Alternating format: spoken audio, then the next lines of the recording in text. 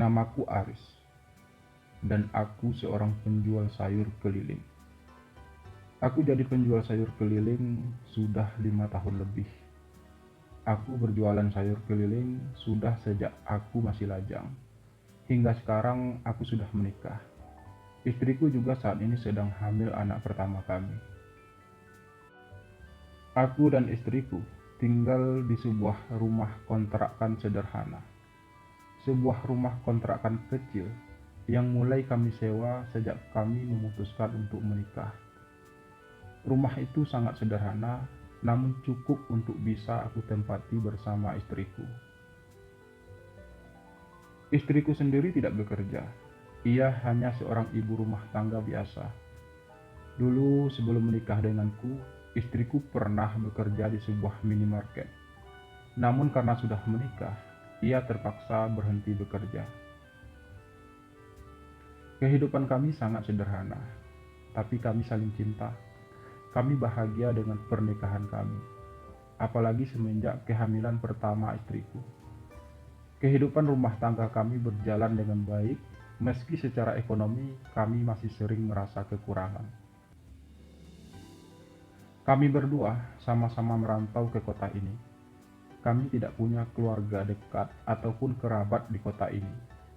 Kami sudah hidup mandiri bahkan sejak kami masih belum saling kenal sebelumnya. Semua keluarga kami berada di kampung. Pernikahan kami sudah berjalan hampir 2 tahun lamanya. Dan sekarang istriku sedang mengandung anak pertama kami. Kandungannya sudah memasuki bulan ke-8 saat ini. Hal itu cukup menjadi beban bagiku. Karena menurut keterangan dokter, istriku tidak bisa melahirkan normal. Ia harus menjalani operasi. Dan itu butuh biaya banyak. Sementara kami tidak punya tabungan sama sekali. Karena pendapatanku sebagai penjual sayur keliling selama ini hanya cukup untuk biaya hidup dan membayar sewa rumah kami. Ditambah pula, sejak hamil, istriku jadi sering sakit-sakitan dan harus sering dibawa ke dokter. Semakin banyak biaya yang harus kami tanggung. Sementara penghasilanku sebagai penjual sayur keliling tidak kunjung meningkat. Meski aku sudah berusaha untuk berjualan lebih banyak dan lebih lama dari biasanya.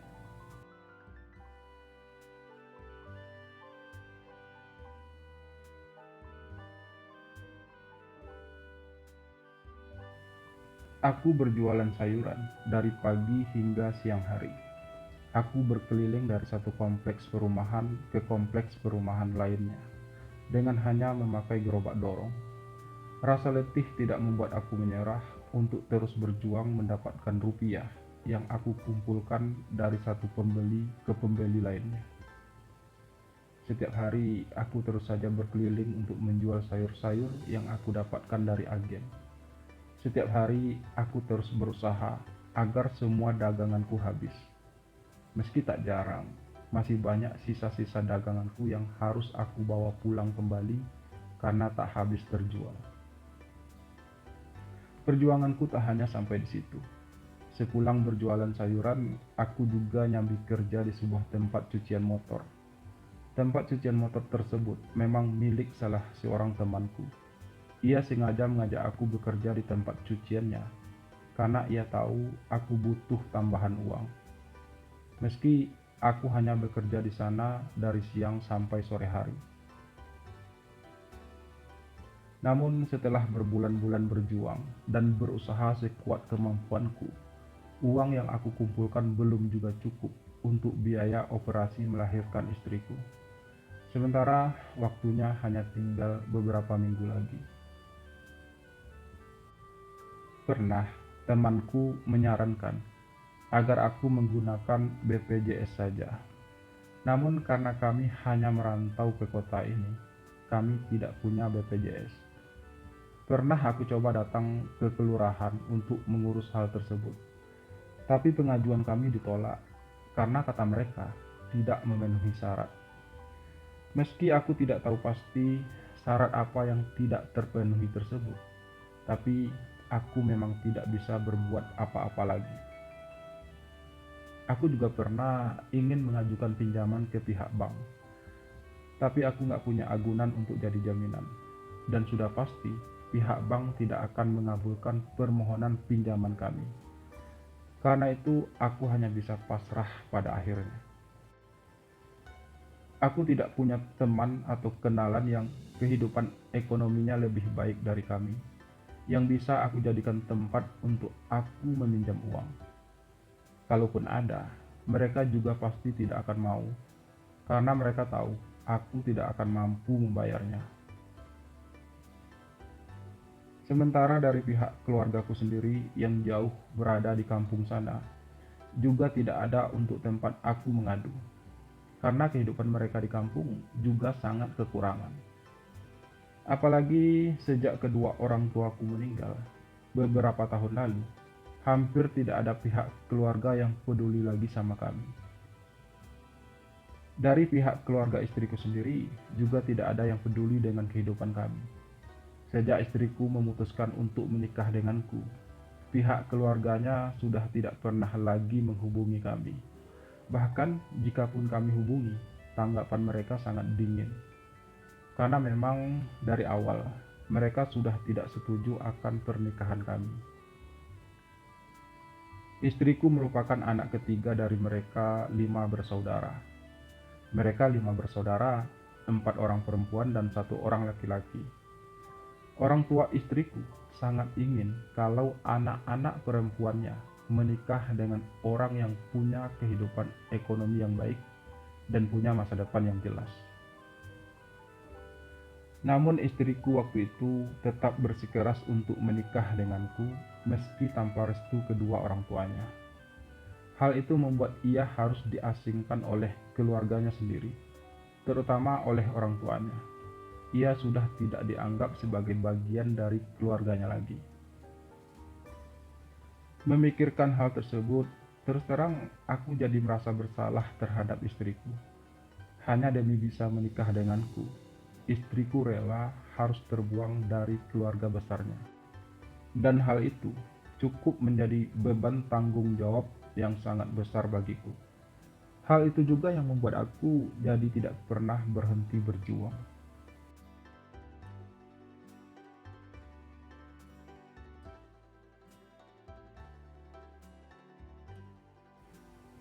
Sebagai seorang penjual sayur keliling, aku memang punya banyak pelanggan, terutama dari ibu-ibu kompleks perumahan yang aku datangi setiap harinya.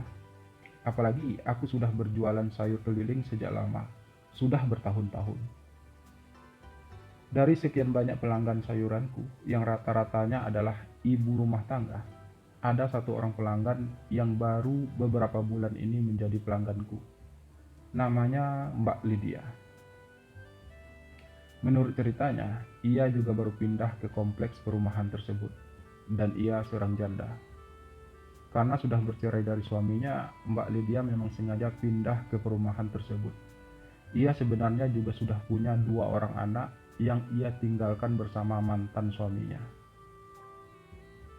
Karena itu, Mbak Lydia hanya tinggal sendiri di rumahnya yang sederhana itu. Ia juga masak sendiri. Ia bekerja di sebuah showroom mobil di kota tersebut. Penghasilannya juga lumayan besar. Setidaknya begitulah cerita yang aku dengar dari mulut Mbak Lydia sendiri. Mbak Lydia memang cukup supel orangnya. Ia juga sedikit humoris. Ia suka bercerita banyak hal ketika ia berbelanja sayuran padaku. Hal itu cukup membuat kami jadi cepat akrab. Mbak Lydia juga orang yang baik. Ia suka memberi uang kembaliannya padaku setiap kali ia berbelanja. Kedekatanku dengan Mbak Lydia cukup membuat aku merasa sedikit nyaman. Mbak Lydia mampu menghiburku saat aku sedang merasa letih. Ia juga sering menawarkanku untuk mampir ke rumahnya. Namun selama ini aku selalu menolaknya. Karena selain merasa tidak enak, aku juga harus berkeliling untuk berjualan.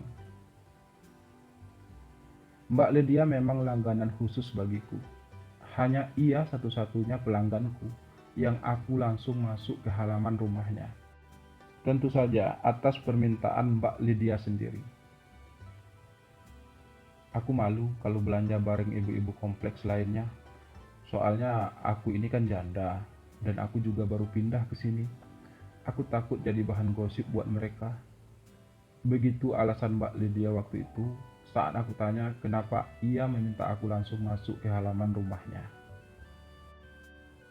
Karena itu, setiap kali melewati rumah Mbak Lydia, aku langsung saja masuk ke pekarangan rumahnya. Dan pasti ada aja yang Mbak Lydia akan beli dariku. Ia memang termasuk orang yang hobi masak. Kadang ia juga pernah menawarkan aku makanan yang ia buat sendiri. Mbak Lydia memang orang yang baik. Hal itu membuat aku jadi merasa terkesan dengannya. Aku kadang jadi betah berlama-lama berada di halaman rumahnya, hanya untuk mendengarkan ia bercerita, sekaligus untuk aku bisa beristirahat sejenak di sana.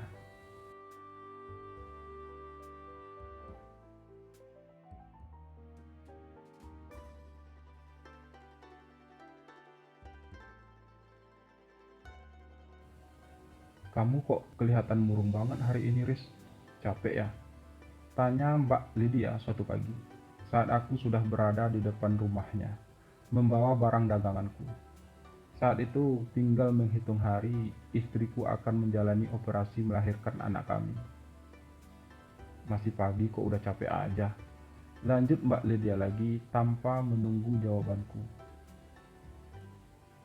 Tubuhku sih nggak terlalu capek, tapi pikiranku yang capek banget Mbak. Jawabku akhirnya asal. Usia Mbak Lydia memang lebih tua 4 tahun dariku. Aku sendiri masih berusia 31 tahun, sedangkan Mbak Lydia sudah berumur 35 tahun. Capek pikirannya kenapa, Riz?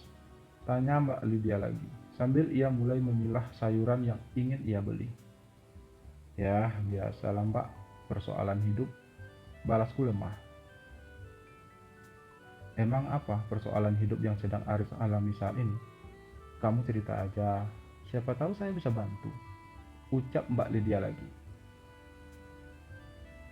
Persoalan hidup orang miskin kayak saya ini ya nggak jauh-jauh lah dari masalah uang, Mbak. Balasku masih dengan nada lemah.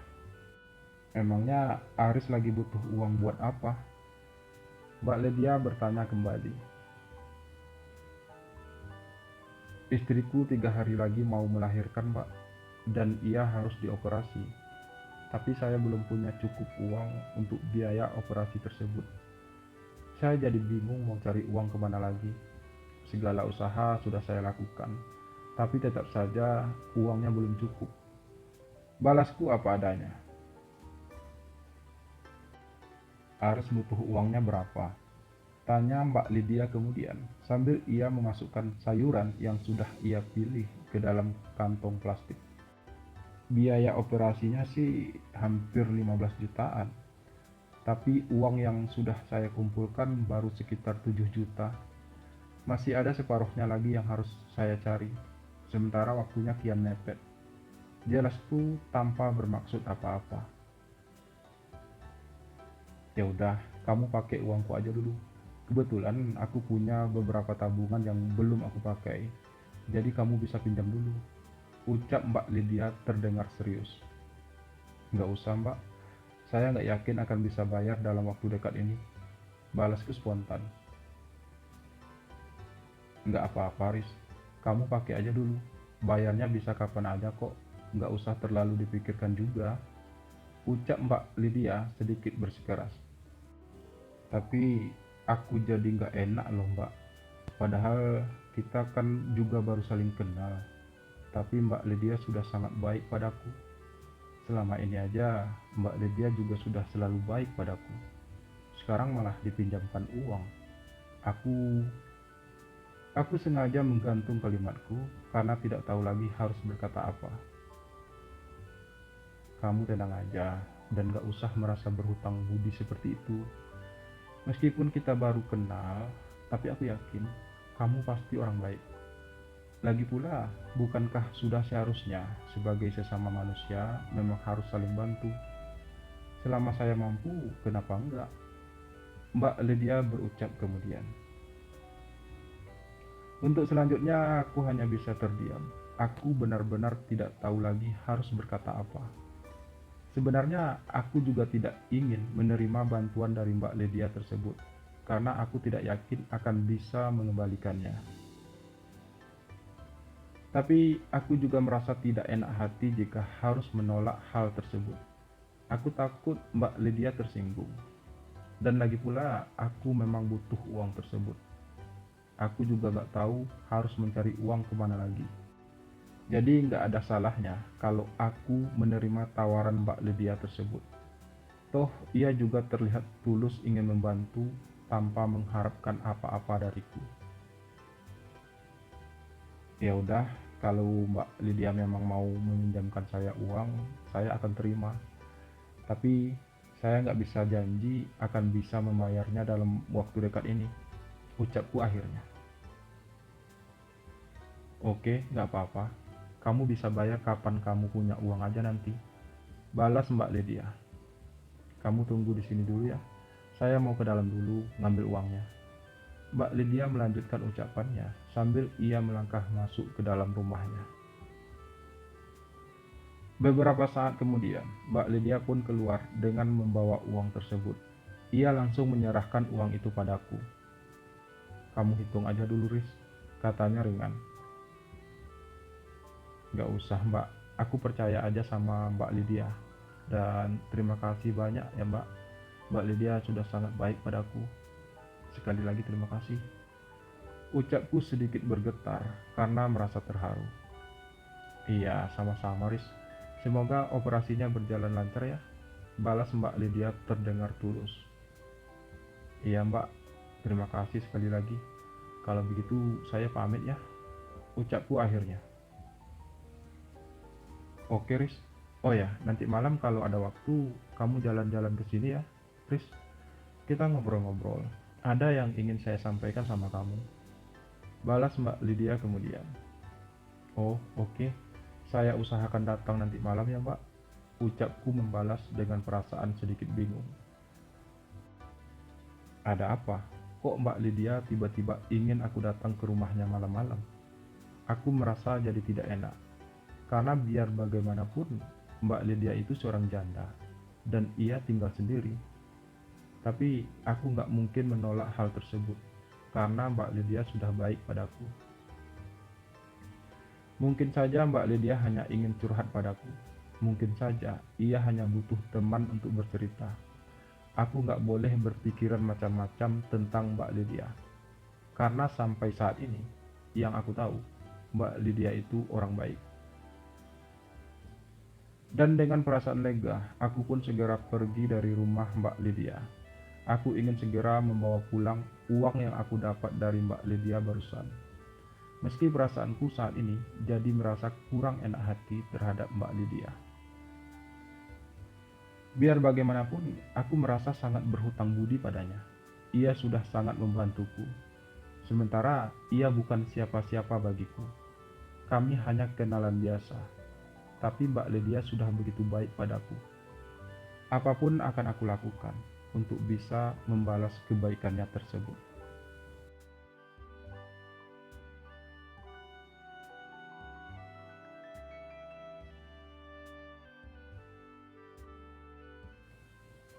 Malam itu, aku pun datang menemui Mbak Lydia di rumahnya. Mbak Lydia menyambutku dengan senyum ramahnya. Lalu kemudian ia pun mempersilahkan aku masuk dan duduk di ruang tamu rumahnya. Meskipun merasa sedikit sungkan, aku pun dengan sedikit berat masuk ke rumah tersebut. Aku berusaha duduk dengan tenang di ruang tamu yang terlihat sangat rapi dan bersih itu. Rumah Mbak Lydia memang terlihat terawat dengan baik. Diminum teh nyaris, mumpung masih hangat, ucap Mbak Lydia saat ia sudah kembali dari dapur dengan membawa 2 gelas teh dan sepiring kue basah. Iya Mbak, makasih, balasku sambil mulai meminum teh tersebut. Kuenya juga boleh sekalian dicicipi ya, ucap Mbak Lydia lagi. Aku pun mencoba mencicipi kue tersebut dengan pelan, sementara Mbak Lydia terus memperhatikanku dengan seksama. Gimana, Riz? Enak kuenya? Itu buatan saya sendiri loh, tanya Mbak Lydia kemudian. Wah, ini sih enak banget Mbak. Kue buatan Mbak Lydia ini memang enak. Balasku apa adanya, tanpa bermaksud apa-apa. Kamu mau coba kue yang lain gak? Tanya Mbak Lydia lagi. Gak usah Mbak, ini aja udah cukup. Balasku terdengar polos. Kamu yakin gak mau coba kue yang lain? Mbak Lydia bertanya lagi, dengan nada sedikit manja. Maksud Mbak Lydia apa? Tanyaku membalas, mulai merasa kurang nyaman. Masa kamu gak ngerti sih, Riz? Kita sudah sama-sama dewasa loh. Gak usah terlalu kaku gitu, santai aja. Di rumah ini cuma ada kita berdua loh. Kali ini suara Mbak Lydia benar-benar manja. Pikiranku benar-benar menjadi tak karuan. Aku mulai paham maksud Mbak Lydia mengundangku ke rumahnya malam-malam. Penilaianku terhadap Mbak Lydia pun berubah total. Ternyata ia tidak sebaik yang aku sangkakan selama ini. Segala kebaikannya padaku ternyata punya tujuan tertentu. Maaf Mbak, bukan itu tujuan saya datang ke sini. Ucapku akhirnya dengan sedikit bergetar. Apa itu berarti kamu menolak saya? Suara Mbak Lydia berubah sedikit meninggi. Maaf Mbak, saya nggak bisa. Saya sudah menikah Mbak. Aku berusaha berucap dengan tegas. Saya tahu kamu udah nikah. Saya juga nggak ingin mengikat kamu dengan hubungan apapun. Saya cuma ingin kamu mengisi kesepian saya selama ini. Ucap Mbak Lydia kemudian. Sebagai seorang janda yang sudah lama bercerai, saya benar-benar merasa kesepian, Riz. Dan saat saya melihat kamu pertama kali, saya sudah tertarik sama kamu. Jadi saya mohon, Riz, kamu mau ya? Please. Suara Mbak Lydia tiba-tiba terdengar menghibah. Maaf Mbak, tapi saya nggak bisa mengkhianati istri saya, apapun alasannya. Ia sudah banyak berkorban untuk saya selama ini. Balasku dengan sedikit menarik nafas. Tapi saya juga sudah banyak membantu kamu selama ini, Riz. Bahkan saya rela meminjamkan kamu uang sebanyak itu tanpa jaminan apa-apa. Jadi wajar dong kalau saya juga ingin mendapatkan imbalannya. Minimal untuk malam ini pun jadilah. Suara Mbak Lydia sedikit berat. Maaf Mbak, saya tetap nggak bisa. Saya akan kembalikan uang Mbak Lydia malam ini juga. Dan saya terima kasih atas kebaikan Mbak selama ini sama saya. Mungkin saya nggak akan bisa membalasnya. Tapi jujur saja, saya nggak pernah minta itu semua. Balasku tegas. Lalu kalau kamu kembalikan uangnya, istri kamu mau kamu operasi pakai uang apa? Mbak Lydia berucap dengan sedikit kasar. Saya rasa itu bukan urusan Mbak Lydia. Saya pasti akan dapatkan uangnya, tapi tidak dengan cara seperti ini. Saya pamit Mbak. Nanti saya antar uangnya ke sini. Balasku masih dengan suara tegas. Lalu tanpa menunggu jawaban Mbak Lydia lagi, saya pun segera keluar dari rumah tersebut. Saya memacu motor butut saya ke rumah, lalu mengambil uang yang tadi masih saya simpan di lemari. Beruntunglah uang tersebut belum sempat saya berikan kepada istri saya. Dengan kecepatan yang sama, saya memacu motor saya kembali menuju rumah Mbak Lydia. Lalu tanpa berkata apa-apa, saya berikan uang tersebut kepada Mbak Lydia yang masih duduk di ruang tamu rumahnya. Dan tanpa permisi, saya langsung saja keluar dari rumah itu lagi. Setelah Mbak Lydia menerima uangnya dengan wajah penuh kekecewaan. Saya nggak tahu apakah tindakan saya tersebut benar atau salah. Tapi yang pasti, saya tidak ingin mendapatkan uang dengan cara seperti itu. Biar bagaimanapun, saya masih punya harga diri. Dan saya tidak mungkin mengkhianati istri saya, walau dengan cara dan alasan apapun. Kini jalan satu-satunya bagiku untuk mendapatkan uang tambahan untuk biaya operasi istriku hanyalah dengan menjual motor bututku satu-satunya ini. Walaupun harganya mungkin tidak seberapa, tapi saya yakin uang itu pasti cukup.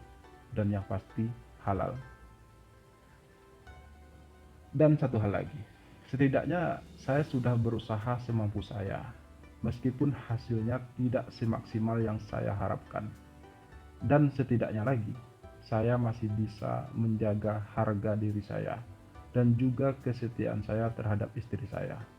Dan saya rasa itu semua sudah lebih dari cukup. Saya berjanji tidak akan pernah menemui Mbak Lydia lagi. Saya akan pindahkan rute perjalanan saya untuk berjualan sayuran agar tidak melewati rumah Mbak Lydia. Semoga saja saya selalu mampu menolak godaan-godaan yang datang dalam kehidupan saya ke depannya. Semoga saja saya tetap mampu mempertahankan kesetiaan saya kepada istri saya. Ya, semoga saja.